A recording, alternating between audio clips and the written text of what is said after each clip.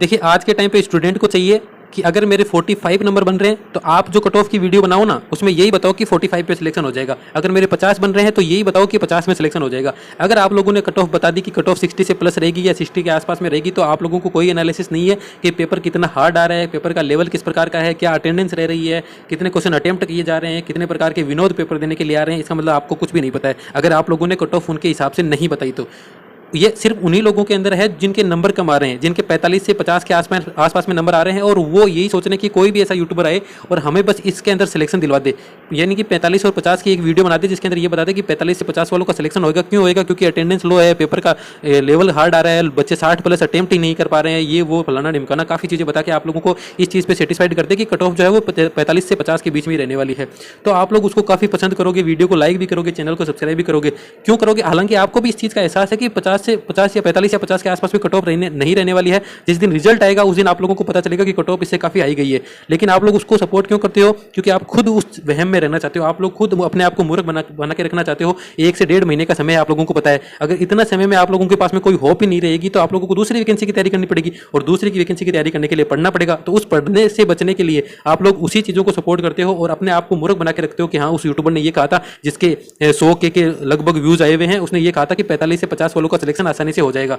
उस वीडियो के अंदर थंबनेल वो बनाते हैं कि 40 से 45 वालों का सिलेक्शन हो जाएगा, और वीडियो के अंदर वो जाके कहते हैं कि जनरल का तो नहीं होगा लेकिन SC ST वालों का 50 के आसपास में नंबर हो जाएगा या 45 के आसपास में नंबर हो जाएगा, साउथ वाले जोन का हो जाएगा। अरे ये चीज़ तो आप लोगों को भी पता है, ये तो बच्चों को भी पता है कि साउथ वाले जोन की कट ऑफ कम जाती है, और उसका वहम भी आप लोगों का इस बार निकलने वाला है। क्योंकि ग्रुप NTPC के जो CBT 2 के रिजल्ट आया था, उस CBT 2 के रिजल्ट ने सभी को चौंका के रख दिया था। एक चीज़ आप सभी लोग ये भी बोलते हो कि CBT 2 के अंदर NTPC और ग्रुप डी के अंदर आप कैसे कंपेयर कर सकते हो, तो मैं आप लोगों को बताता हूँ कि ग्रुप डी के अंदर ये पोस्ट है और NTPC के अंदर इतनी पोस्ट है, जिसके लिए CBT 2 के अंदर 40 लाख बच्चों को पास किया गया था। क्योंकि अगर वन डे एग्जाम की बात करें तो CBT 2 ही था, उससे पहले क्वालिफाइंग नेचर का था CBT 1, उसके बाद में क्वालिटी स्टूडेंट यहां पर आ गए थे 40 लाख के आसपास। हालांकि 20 लाख के आसपास में पास किया गया था, लेकिन अलग अलग लेवल्स के अंदर अलग अलग रोल नंबर बार बार रिपीट होने के कारण लगभग कम से कम बता रहा हूं 40 लाख के आसपास बच्चों को पास किया गया था। और यहां पर आप सभी लोगों को पता है कि 1,15,00,000 अटेंडेंस का माहौल दोनों के अंदर सेम रहा है। कंपटीशन की बात करेंगे तो यहाँ पर लगभग 110 से 111 के जो है बच्चे एक सीट पर है, और इतने ही यहाँ पर 112 से 113 14 तक आप लोग यहाँ पर मान सकते हो। कंपटीशन दोनों के अंदर समान है, बैठने वाले बच्चे लगभग समान है।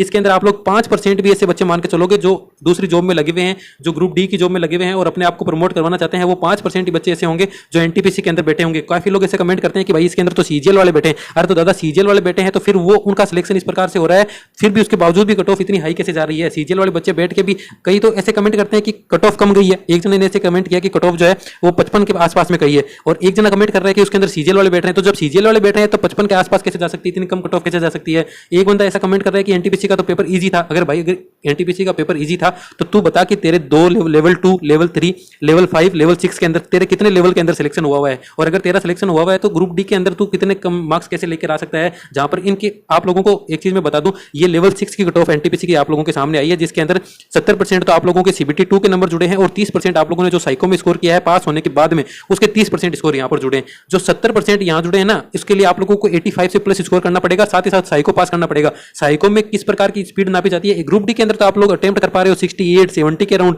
और आप लोग ये बात कर रहे हो कि उसके अंदर स्पीड के बिना आप लोग एग्जाम को पास करके आ जाओगे और कट ऑफ कम गई है। तो आप लोगों के ये जितने भी डाटा आंकड़े में बता रहा हूं, आप लोगों की समझ से बिल्कुल परे हैं। वही लोग ये बात कर रहे हैं जो जिनके नंबर कम बन रहे हैं, क्योंकि वो खुद को अपने आप को थोड़े दिनों के लिए सेटिस्फाइड करना चाहते हैं।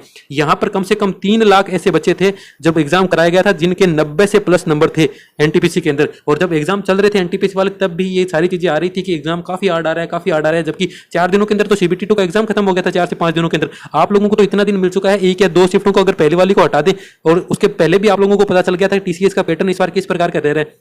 तो सारी चीजें तो आपके सामने थी, आप लोगों को पता था कि पजल पूछा जा रहा है, पजल के अंदर टाइम ज्यादा लग रहा है, तो उसके हिसाब से आप लोग स्ट्रेटेजी बना सकते थे अपनी। लेकिन उसके बावजूद भी आप लोगों को ग्रुप डी ने ये चीज बता दी कि हम NCERT से पूछ रहे हैं, साइंस NCERT से पूछ रहे हैं, रीजनिंग के क्वेश्चन जो है उसके अंदर पजल आ रही है, बार बार पजल पूछी जा रही है और काफी लेंथी पजल पूछी जा रही है। इसके अलावा साइंस NCERT से पूछ रहे हैं, और जो जीके है उसका कोई तोल नहीं है, और मैथ जो है वो मैथ इजी लेवल की मैथ पूछी जा रही है। हालांकि लेंथी है, टाइम ले रही है, वो एक अलग चीज है, लेकिन उसी के हिसाब से आप लोगों को स्ट्रेटेजी बनानी थी। यहां पर जो 3 लाख बच्चे थे जिनके 90 प्लस स्कोर था, वो लोग बच्चों ने यहां पर भी 75 प्लस स्कोर किया है। आज आप लोगों को रिव्यू के अंदर अगर वो बच्चे देखने को नहीं मिल रहे हैं तो इसका मतलब ये नहीं है कि उन्होंने स्कोर नहीं किया है। कहीं ना कहीं अगर वो NTPC में चूक जाते हैं, क्योंकि यहाँ तो 35,000 बच्चों को ही लेना है। आप लोग 3 लाख नहीं मान के अगर 2 लाख बच्चों को भी मानते हो जो अलग अलग जोन्स के अंदर बैठे हुए होंगे, जब वो यहाँ ग्रुप डी के अंदर आएंगे तभी तो वो अलग अलग जोन्स के अंदर बैठे हुए होंगे ना। तो मैं 75 का आप लोगों को नहीं कह रहा हूँ, लेकिन कट ऑफ जो है वो अगर आप लोगों को कोई 45 50 50 बता रहा है तो वहां पर कट ऑफ नहीं रहने वाली है, उससे काफी आगे आप लोगों को कट ऑफ देखने को मिलेगी। हो सकता है कई जोन ऐसे हो साउथ वाले जहां पर 50 के आसपास में सिलेक्शन होता है, देखिए यूआर कैटेगरी का, उसके अलावा कोई भी ऐसे जोन नहीं होंगे जहां पर यूआर कैटेगरी के अंदर 50 से सिलेक्शन हो जाएगा।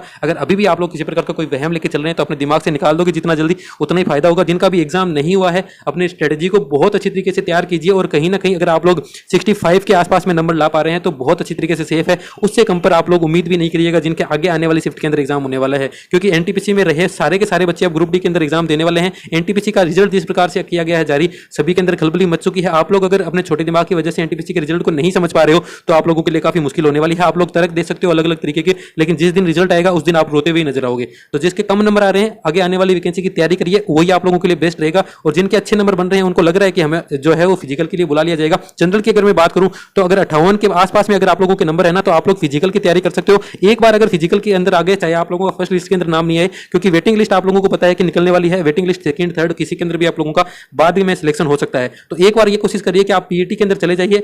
अगर पहली लिस्ट के अंदर नाम नहीं आता तो बाद में आप लोगों के लिए अच्छे चांस बन जाएंगे। तो मेरा तो यही कहना है कि आप लोगों की 1000 चीजें आप लोगों को बताई जाएगी, जैसे कि मैंने कल ये एनटीपीसी के बारे में आप लोगों को बताया था। ये सारी चीजें आप लोगों के सामने रखी थी मैंने, आप लोग की ग्रुप डी और एनटीपीसी का क्या कंपैरिजन करना सही है। तो एनटीपीसी का रिजल्ट आप लोगों की आंखें खोलने के लिए बहुत ही अच्छा काम करेगा। जिनको भी सिलेक्शन चाहिए वो अपनी पढ़ाई के अंदर और अधिक दमखम से लग सकते हैं, क्योंकि उन सभी लोगों को ये चीज समझ में आ चुकी है। पेपर का लेवल और कंपटीशन की बात करें तो कंपटीशन तो बिल्कुल सेम है। पेपर का लेवल एनटीपीसी का भी हार्ड था और ग्रुप डी का भी हार्ड है। एनटीपीसी वाले पेपर के अंदर एनालिसिस करने के लिए और स्ट्रेटेजी बनाने के लिए बच्चों के पास टाइम नहीं था, जबकि ग्रुप डी के अंदर आप लोगों को काफी टाइम मिला था और आप लोग काफी अच्छे नंबर जो है वो गेन कर सकते थे।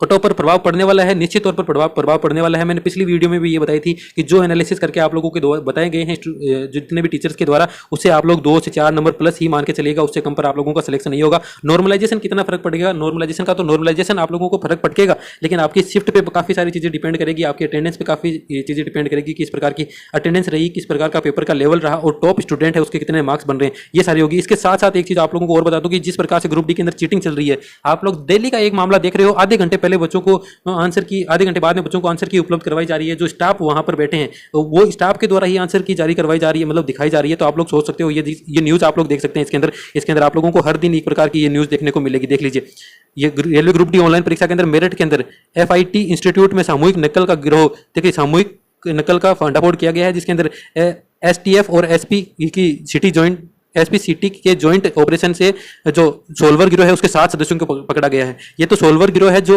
नकली थंब इंप्रेशन को यूज करके एग्जाम देने जा रहे थे। इसके अलावा भी कई ऐसे केस सामने आ रहे हैं जिसके अंदर जो स्टाफ लगाया जाता है, आप लोगों की लैब के अंदर जो टीचर खड़े रहते हैं वो टीचर ही जो है वो सोल्वर गैंग के होते हैं और आधे घंटे बाद में उनके पास में सारी की सारी आंसर की आ जाती है। तो उसके अगर आधार पर आंसर लगाए जाएंगे, अब अलग अलग न्यूज़ देखिए, 5 लाख के अंदर एग्जाम के पेपर मिल रहे हैं, 50,000 के अंदर आप लोगों को आंसर की मिल रही है, तो कितने लेवल तक चीटिंग हो रही है उसको भी देखना पड़ेगा। और ये चीज़ भी आप लोगों की कट ऑफ पर काफी प्रभाव पटकने वाली है। तो आप लोग बिल्कुल भी ऐसे निश्चिंत नहीं हो सकते हैं और किसी पर भी ऐसे आंख मूंद के विश्वास नहीं कर सकते कि कोई अगर कट ऑफ बता रहे हैं आप लोगों को अपने व्यूज बढ़ाने के लिए कि 45 से 50 तक ही आप लोगों की कट ऑफ जाएगी, तो उसके लिए आप लोगों को बच के रहने की आवश्यकता है और अपनी आगे आने वाली वैकेंसी की तैयारी करिए। तो आज के लिए इतना ही, अगली वीडियो में मिलेंगे। जय हिंद, वंदे मातरम। अगर चैनल पर पहली बार आए थे तो प्लीज चैनल को सब्सक्राइब जरूर कीजिएगा।